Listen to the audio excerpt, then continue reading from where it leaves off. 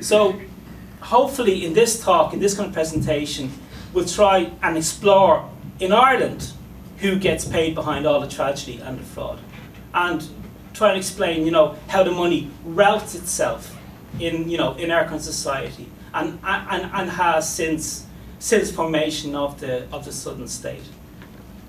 And this is Ray Crotty here. It's the only picture I could find of him. It's a scan from his autobiography of sorts. In Ireland, and this is one of the things which kind of Ray Crotty understood up to the 1970s at least, how money routed itself in Ireland was through the kind of cattle industry. There was two main areas, and we're going to deal with them in this presentation. There's cattle and there's banking. This doesn't mean that everything can be, reduced to cattle and banking.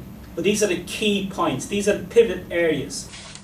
To be quite, kind of blunt about it, was that if you saw in Ireland in the 1920s anyway, mainly kind of small farmers are in the west, and down in the south, and many kind of large farmers in the ranching areas of Meath and the Leinster. And what you had in Ireland at this time was an assembly line of kind of production for cattle and the cattle industry. In very broad terms, small farmers raised calves.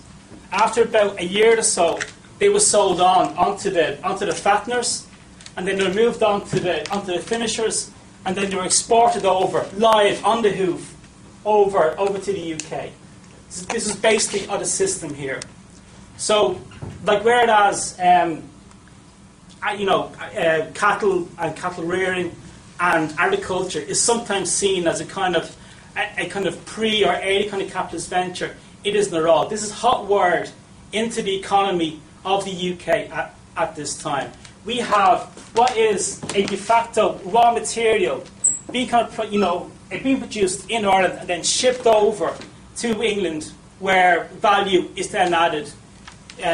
If cattle is slaughtered, it's then turned into products.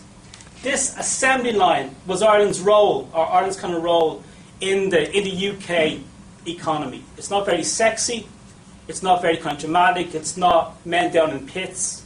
But this is how Ireland, this was its role at this time. And that power block tried to make sure that this role stayed in place, particularly after 1926.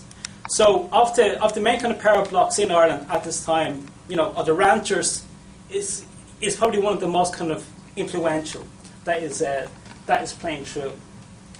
And because small farmers raised kind of calves, there's a physicality to how long they can keep cattle for.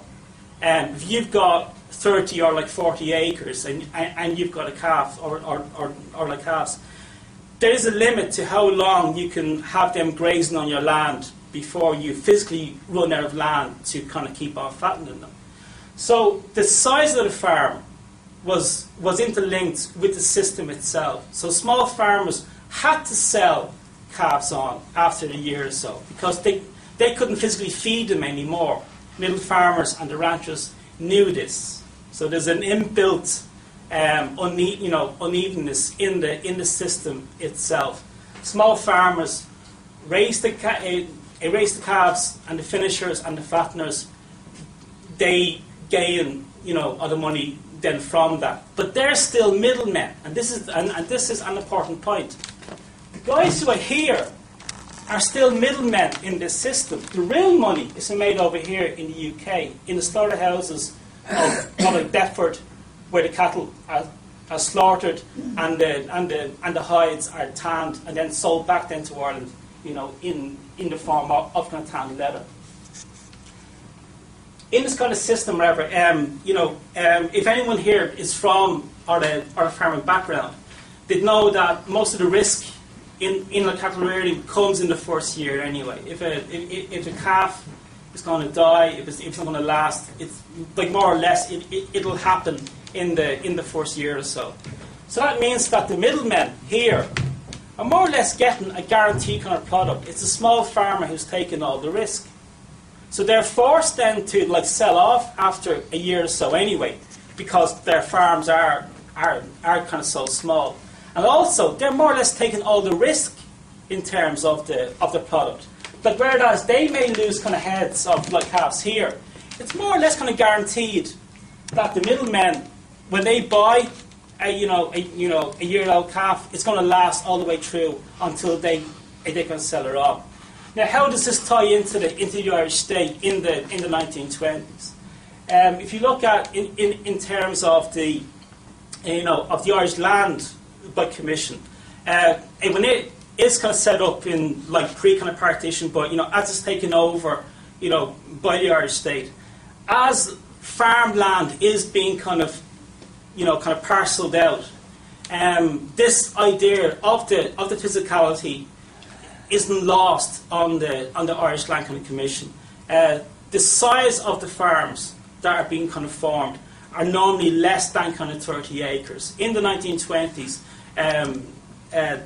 of the studies that are being done, it's reckoned that no farmer can have a sustainable farm on less than 35 acres. But 32 acres is the absolute minimum for a sustainable farm. And the new farms that are being formed by the Irish Land Commission are around 26 acres.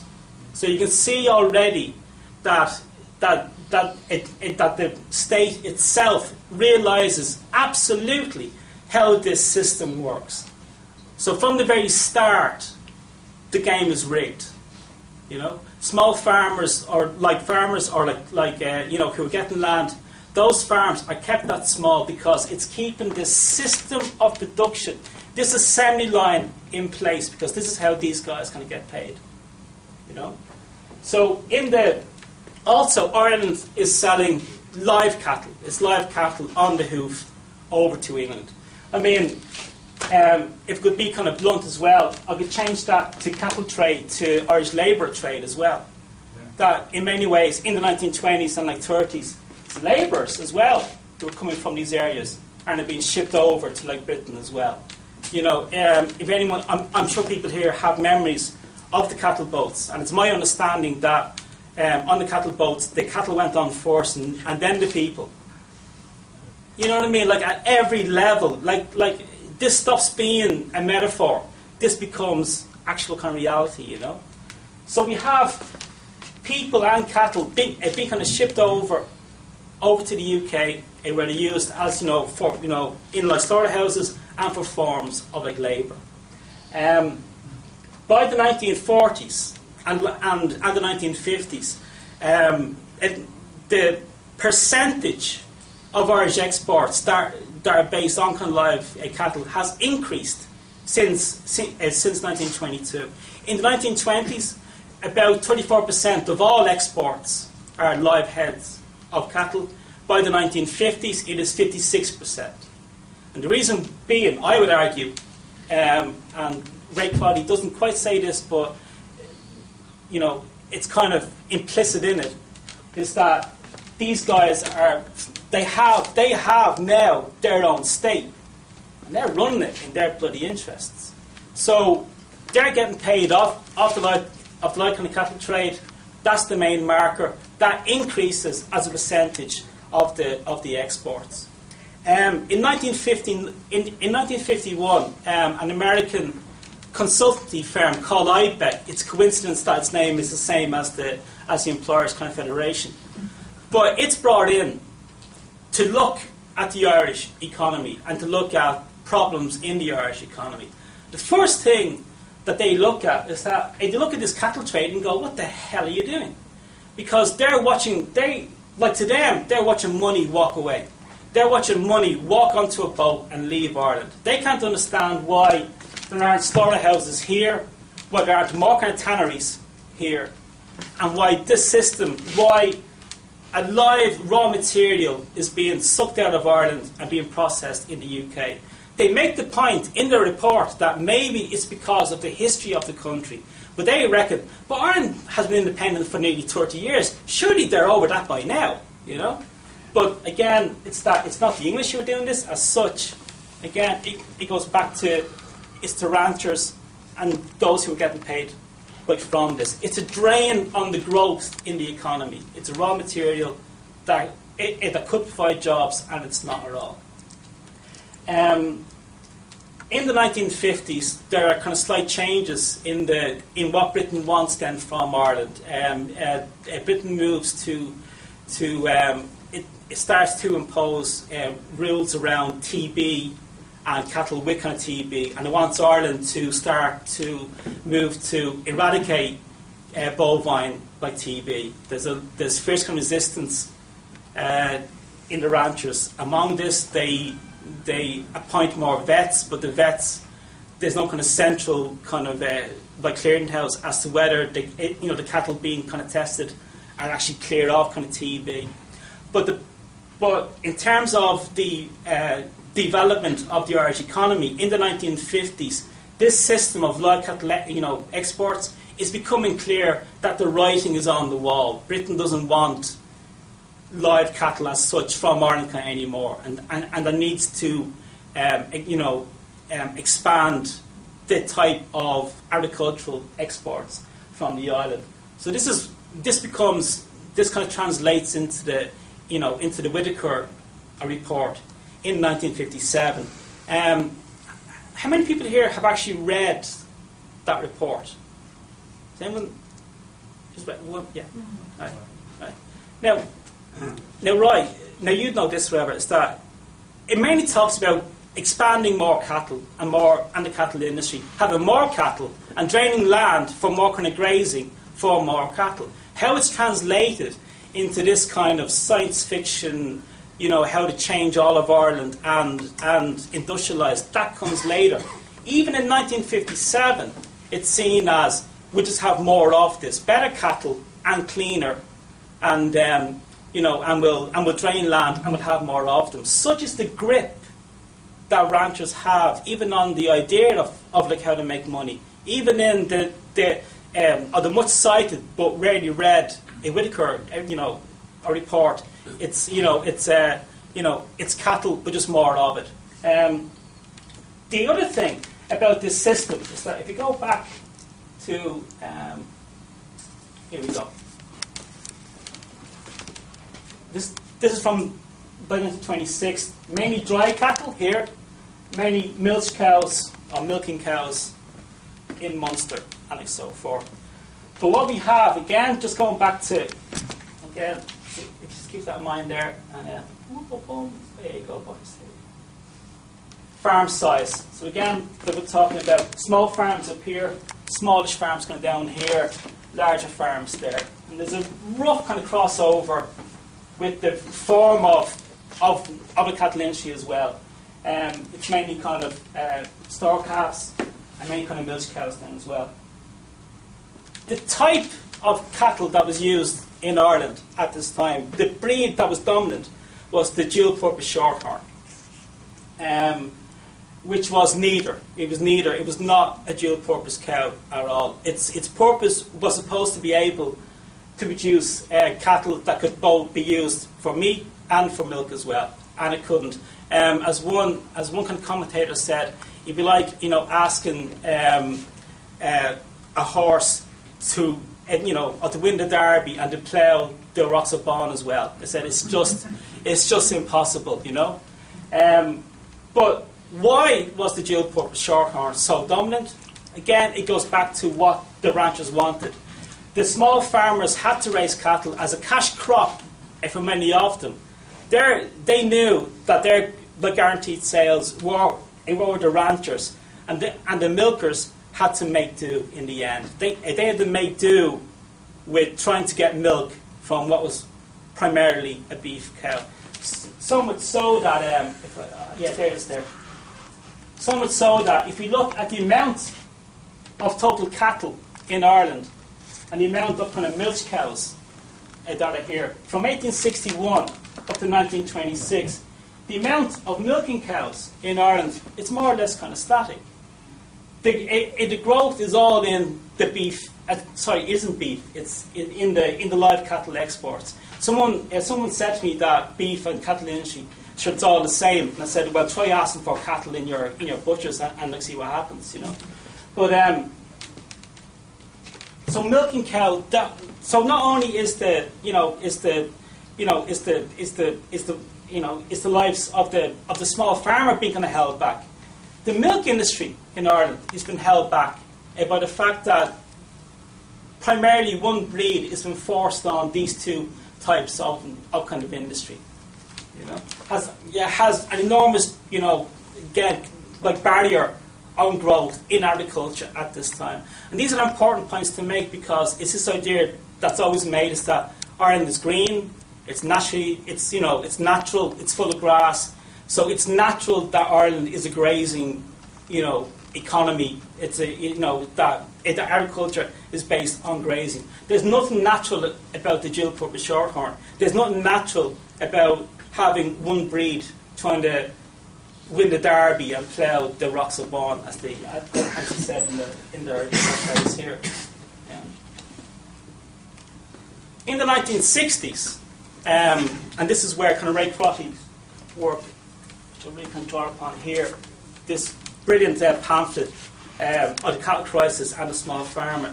Ray just outlines just brilliantly the level of power of the ranchers in the 1960s in Ireland. It's becoming clear that Ireland will eventually join the EEC as it was then, or that it's moving kind of towards that. In the 1960s, banks start giving out loans to small farmers, pretty much for the first time ever in the history of the Irish state, and it's mainly to help them expand the amount of calves that they can raise. A reason being is that it's thought that there's a move in the Irish government to almost double the amount of calves in the country, because once we join in the EEC, once like the Gaul stops kind of banning it, then this will be a guaranteed market. Everybody will get rich. Everybody, it will be happy. This reaches a high point of kind of speculation on calves. So in many ways, like today, it's housing. Back then, it was calves. But it was speculation on this kind of new markets. Hits a high point in 1972, and when Ireland joins the EEC, there's a crash in prices for cattle. Farmers who had borrowed money on the expectation of a certain price, now the calves aren't worth that, but they're still in this bind about the size of the farms. So whereas the Irish government in 1973 guarantees a price for what's exported from Ireland, there's no guarantee for the internal market kind of whatsoever. Just going back to this one here.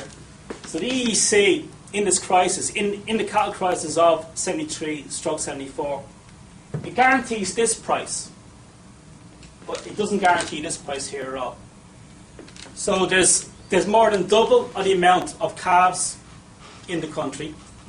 The farmers have this problem of how do they physically get enough grass to keep these calves alive during the winter, and the problem and the result there is that there's a crash in the price of calves in the internal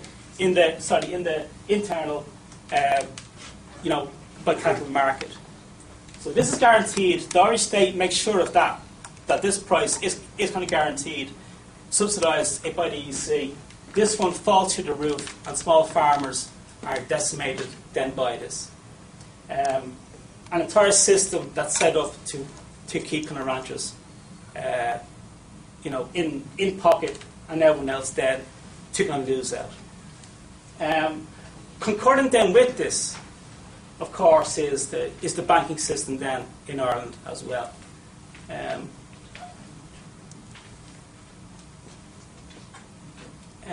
Since 1922, from 1922 until 1979, Ireland's monetary policy was tied to that of sterling.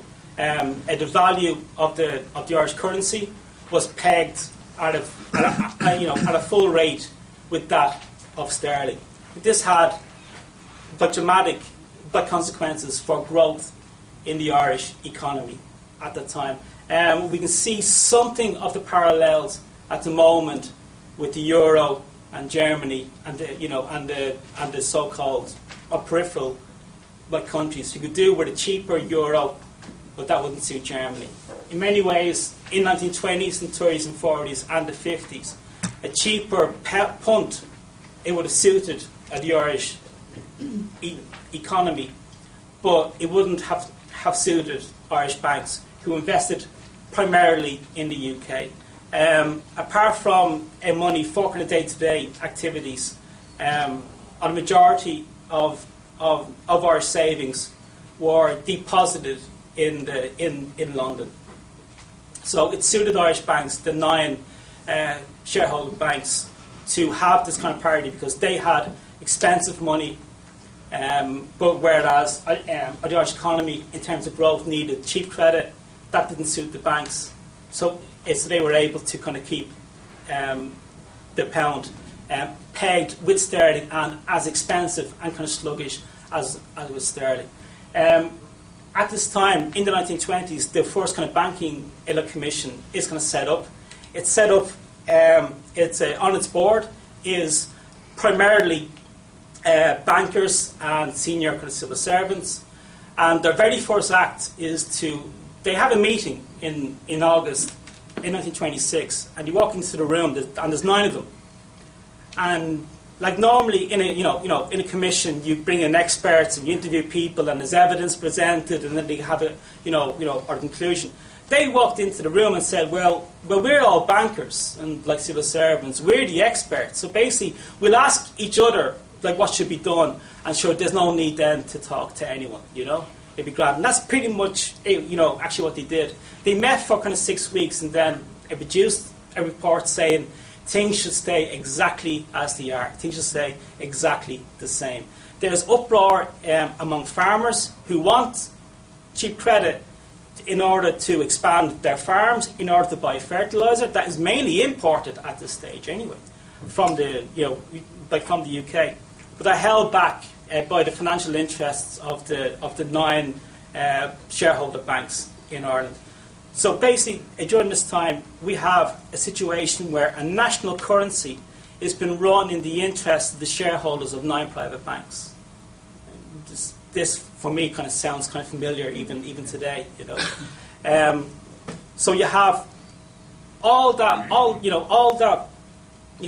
tragedy and fraud, all that stuff that is going on, being kind of held back by the interest of the banks.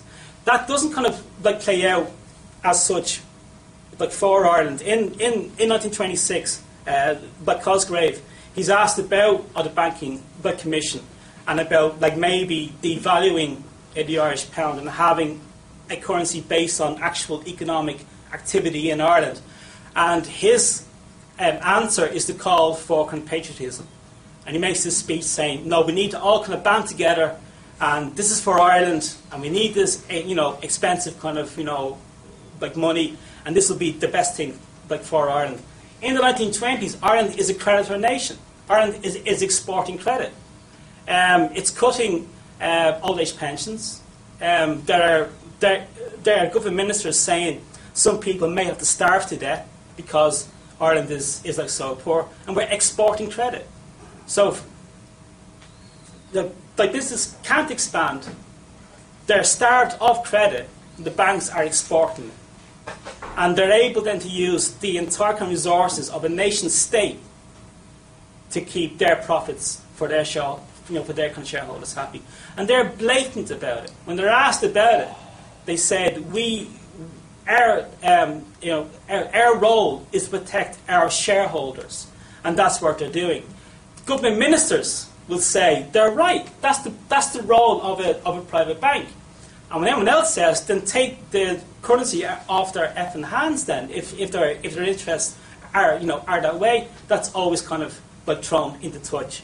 By 1936 or 37, again, there's a second banking commission. At this time, it's set up by De Valera, who says, no, we're going to tackle these bankers, these kind of greedy bankers, again, personalising it, and we're going to kind of sort them out. It meets for nearly kind of 4 years, and then decides to set up a central bank. And the first action of the central bank is to more or less say, things are fine. Irish kind of monetary policy, there's no problem here. It's really important to have a strong, stable, currency. That's what matters. If we look after monetary policy and keep money strong, everything else will fall into place. And of course, that isn't the case at all. The country is starved of credit. Even when the Irish Agricultural Bank is kind of set up as a kind of sop to agriculture to try and get credit into the economy, it has to buy credit at market rates on the open market. It doesn't make any sense. The whole point is to have a central bank that is able then to draw upon savings in the economy, to enable kind of growth, and this isn't happening whatsoever. Again, just going back to IBEC in 1951, they look at the banking system in Ireland, and again the jaws just drop. They can't understand this either, because how the Irish kind of central bank is keeping value in the Irish pound is that it's buying sterling notes. So it's not buying bonds, it's buying notes. I mean, it's not quite walking into a bureau, or change in London, but that's pretty much what it's doing. It's buying notes, £100 notes, £10 notes in sterling, and then saying we've got all these notes in a vault in London. That's and those notes are tied with the gold standard or the sterling, so that's our kind of gold standard. And IBEC are going, this is insane. This is absolutely insane. They even say, the Irish government, why don't you buy sterling bonds? Because then there's interest coming in on it. All they're buying is notes, So these are the brain, these are the smartest men in the room. These are the brains of the operation. And again, it's that whole idea, that whole kind of culture that if you have a national currency where you have 9 banks thinking, this is our currency, it isn't your currency, it's ours. And even though it's your savings, it's our right to invest this money as we see fit, as Donna said on the Irish Tech Review there yesterday. Savers don't invest money, banks invest money on behalf of kind of savers. And how they invested it was mainly in London and in money itself. So again, we hit this kind of block in the 1950s. We have the cattle export industry starting to become starting to come under pressure by the change in the demands of the British market, which is Ireland's largest kind of export market. And we have a currency that is clearly not working. It's simply not working whatsoever. So in the 1950s, Ireland is a country that has the highest birth rate in Western Europe and a aging population. So Ireland's actually grown old in the 1950s, even though it has one of the highest kind of birth rates in Western Europe, or the highest. The solution that is put forward is that instead of tackling these two power blocks, these key power blocks in the Irish economy, instead of tackling them, a third way is kind of put forward, and it's that we'll import credit and we'll import industry.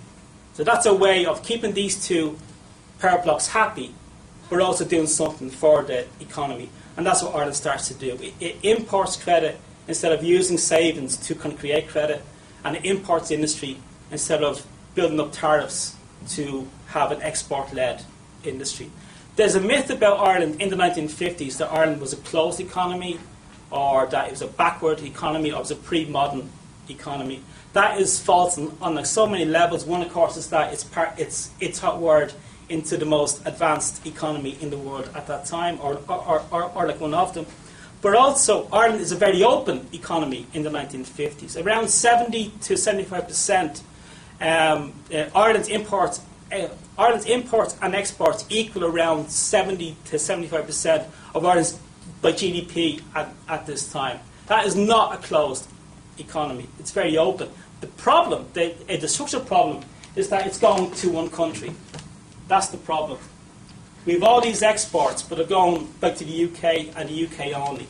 And they have it rigged. They're getting what they want. There's a UCD historian like Paul Rouse, and he's gone through the minutes of the English, of the British Department of Food. And they're just making kind of demands about what they want in terms of cattle and the type of cattle, and what they want in terms of the type of cattle that Ireland should kind of produce. They are setting on the agenda even in the 1950s, by late 1940s. So this new idea then is to import industry into Ireland. That leads to its own kind of boom of sorts in Ireland. But that becomes then the main economic model for Ireland, and it's the one that has stayed in place ever since. And what we see is that from a model based on middlemen, kind of ranchers here, who are still not making the type of money which they could be making if they were slaughtering cattle themselves in the 1950s anyway, we move towards servicing or building up an indigenous kind of capitalist class based around servicing foreign industry. Now, the type of services that are kind of developed are based around construction, land deals, or solicitors, accountants, and by tax accountants. This becomes Ireland's middleman by capitalist class. These are the ones who truly benefit from the importation of industry and credit into Ireland. So it's at this time that we see, the rise of the mohair suits, as they're called, right, in Fianna Fáil. But why are they based around construction and land? Why are these two things the key areas, economic activities that they really kind of latch onto? It's tied in part to this idea of a middleman service-based, a comprador by capitalism. And this becomes Ireland's new kind of capitalist class, or an expansion of it. It builds upon this model and expands then into industry. Ireland's it goes through a construction boom in the 1960s. It goes through an office speculation boom in the 1960s as well. This ties into people's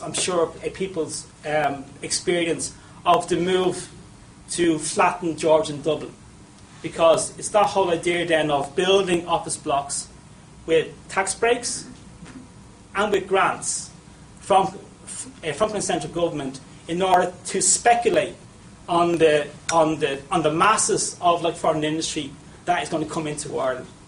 It's what we have in the mid to late 1960s, an office property boom in Dublin. It crashes around kind of 71 or 72, but not before a lot of that kind of speculation is soaked up by central government, who having provided grants and tax breaks for the construction of offices, then decides to rent these offices from the builders in order to soak up what wasn't any demand for them in the first place anyway.